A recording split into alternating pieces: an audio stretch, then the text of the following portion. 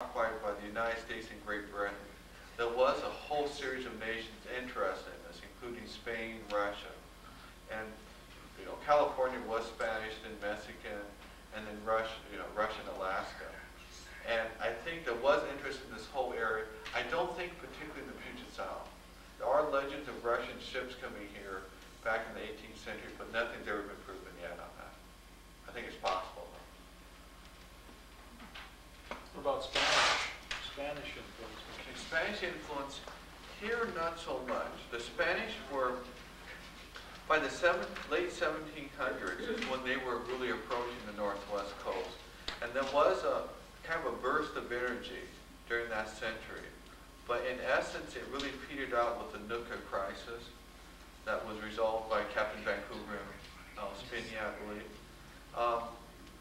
Spain actually faded away, and with the revolt in Latin America, the independence of Latin America and stuff, their impact on this area kind of dissolved away. The trade between Alaska and the Hawaiian Islands and the West Coast wasn't there. Yes, the thing is, the Hudson's Bay Company, one of the reasons for the establishment of the Puget Sound Agricultural Company was that the HBC had an agreement with Russia and Alaska. And this agreement was in exchange for able to collecting furs in the Panhandle area, that the company would provide agricultural products, and also they paid in furs too a little bit, but they provided products like wheat and butter, and this was provided by the PSAC, and so that's one of the reasons they established that company. So there was ties between Russia and Alaska and Port Nisqually. California, there was ties too. The Hudson's Bay Company did not have very much luck in trading down California. It was due to a couple of reasons. One was the fact of it was difficult. The official Spanish and Mexican policy was to discourage foreigners from coming. There was a great fear that foreigners would take over the area, which they did, the Americans, in 1846. And so the HBC did have a trading post in what later became San Francisco, but it just really didn't take off. But it was closed about 1842. What do you mean by that, HB? Hudson's Bay Company. Oh, okay, I didn't know what you meant. Is there... Now back a second to the Spanish. They had a fort at Nia Bay. Yes. In 1790 approximately? Yeah, they did. Now is that actually the first installation in Washington State? I always hate to say it predates Lewis and Clark. Yeah. It was I think it was up at Nootka they had a post at Nia Bay. I think it is considered the first Euro-American settlement in what is now Washington. But I hate to say first because there may be something else we don't know about. The records are not there. Have they located that site? Yeah. I think it's right at Nia Bay. Yeah.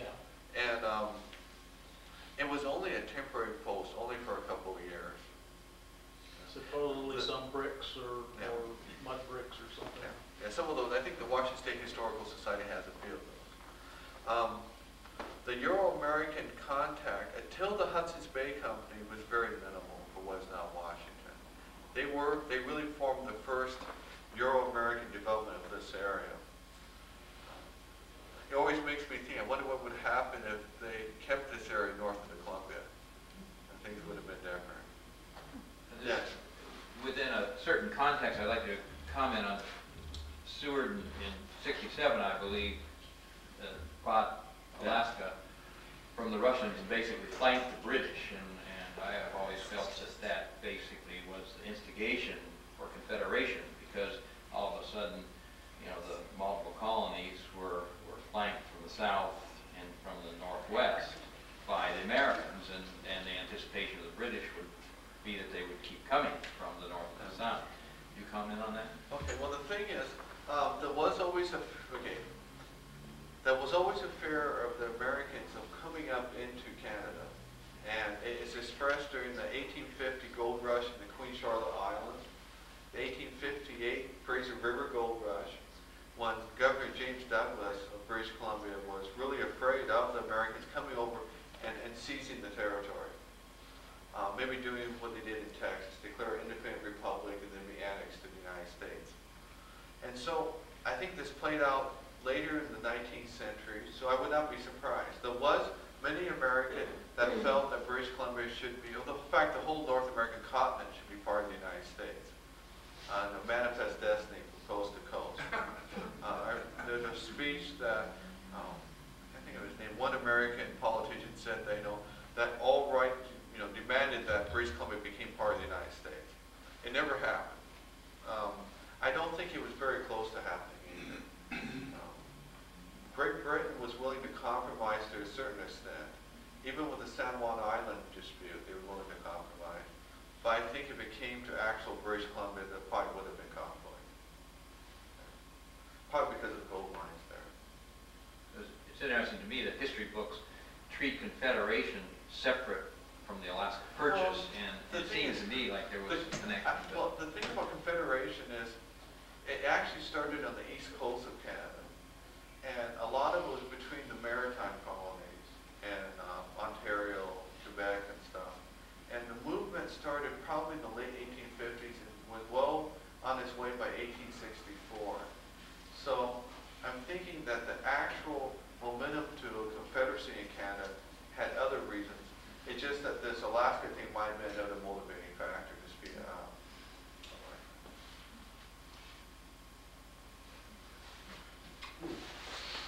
Wow. Any more questions? Oh, Ellen, I remember reading about Dr. Tolmie coming back down to see Edward Huggins at the old Fort Nisqually farm.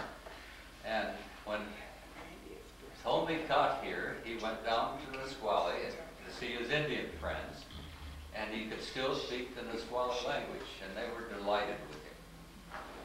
And that would have been about the time your mother was 4 years old.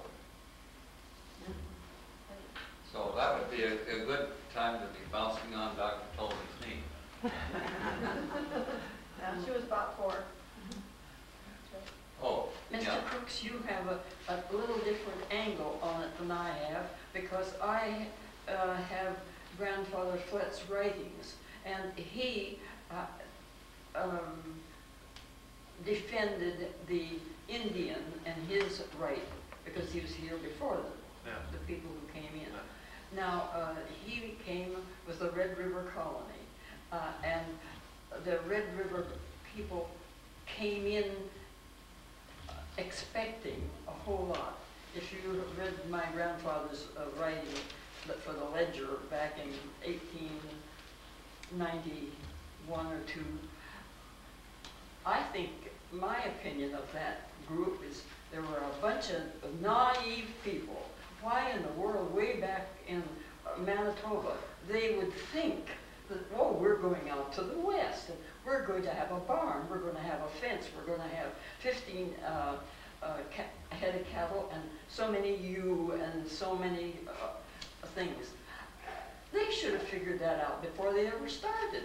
And never come out here thinking they were going to get all this stuff. And then when the Simpson, yeah, I believe his name, Yeah, last George name was Simpson. Simpson, gathered them all together after they were up at Nisqually and said, well, it's just too bad. We haven't got the things to offer you that we promised you. And so nobody put up a big fuss. They just had a sick spot in their stomach and just said, well, that's it. We've been taken, and we'll just have to put up with it. So I don't know that you felt at all sorry for the people. I've always felt sorry for them, but I think that they were very stupid. And the names of all those people, my grandfather had the whole list of names of the people who came with them in the Red River colony. I think the thing is, it was a misunderstanding, and it was a tragedy. I know you treat it very nicely. But the people involved did go on with their lives and did settle, many of them down in Oregon, some came back, and so they went on with their lives, and Yes. they didn't just lay down and die. I mean, they went on. It certainly woke them up, Yeah. because Grandpa only lasted 1 year at the Nisqually farm. And there were 4 Flint men, 4 Flint brothers, and they all went back to the Willamette and settled in the Willamette area. And, you know, bought ground and, or maybe their homesteads, I don't know.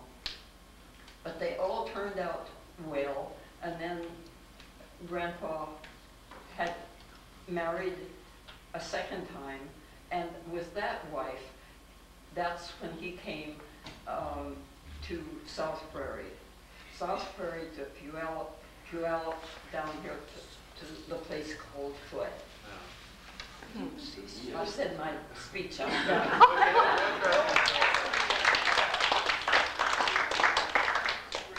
Any more questions? I had one about references to the Selkirk migration. Okay. Charlie Wren was one of those. To the Selkirk, that was even more tragic, because that was the establishment of bringing the Scottish over to the New World, setting up the colony and what became the Red River Colony. So we're going back in a time closer to, I'm not exactly sure, I think it's like 1805, 1810, that time period. And the thing is, they tried to establish a farming colony in the middle of North American continent. This is way earlier than Red River settlers coming here. And there was intense conflict between the Hudson's Bay Company, which sponsored this colony, and the Northwest Company, which was more French-Canadian based in Montreal. And it led to a military conflict and a massacre of the settlers and the governor there. And it was this conflict that really led to the forced merger of the two companies in 1821. So it was a very dramatic episode in Canadian history. And in fact, the Red River settlers played another role later with the Métis and Riel and the rebellions in about 1860, late 1860s, 1870 against the Canadian government. And to this day, they're still feeling that the Métis, the mixed blood, who are French Canadian and Native American, that their political and social needs have not been met by Canada. In the Ontario area? They live somewhere in Ontario, many of them in Manitoba, some down in North Dakota, and in Montana even. So it's cross-boundary too. Well, we could ask you questions all night.